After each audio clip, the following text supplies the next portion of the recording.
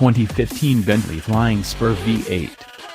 Why would any potential buyer of a Bentley Flying Spur, a rolling symbol of a life lived large, ever choose an engine that has less power and fewer cylinders than the existing 6.0-liter W12?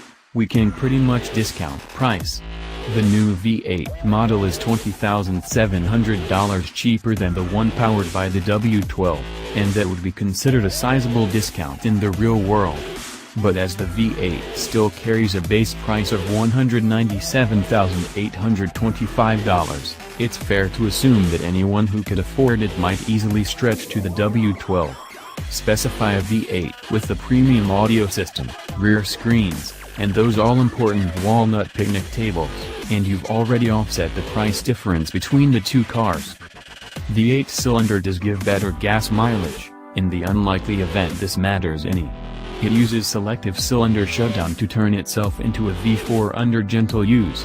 But with the possible exception of Scrooge McDuck, it's doubtful this will be a concern to many modern millionaires. It's true that in some parts of the world a V8 engine's smaller displacement and more modest carbon dioxide emissions will save buyers tens of thousands a year in taxes.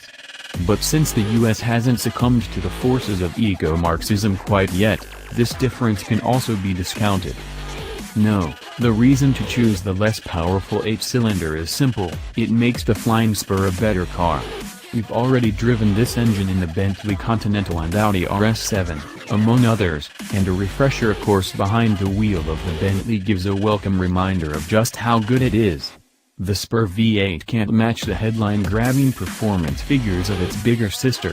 It still manages 183 miles per hour and an estimated 4.2 seconds 0 to 60 time, but the smaller engine's keener throttle response and lag-free delivery more than offset its relative lack of power and torque. It sounds better, too. The W12 has an interesting noise, an overly busy exhaust note and induction roar, often making it sound as if at least two engines were puffing beneath its bonnet.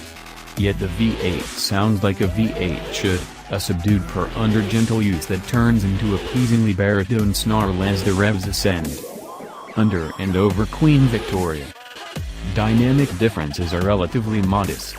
The V8 car is about 330 pounds lighter than the one with the W12, with most of that mass coming off the front end. As a result, it turns slightly more willingly and steers with more precision. This hasn't transformed the car, which still feels substantial in a premium luxury way.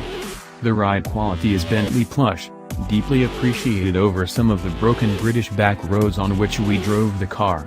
The air suspension offers 4 levels of damping, with even the softest keeping the body under tight control when asked to deal with asphalt that seems to have been relayed for the last time under, or possibly over, Queen Victoria.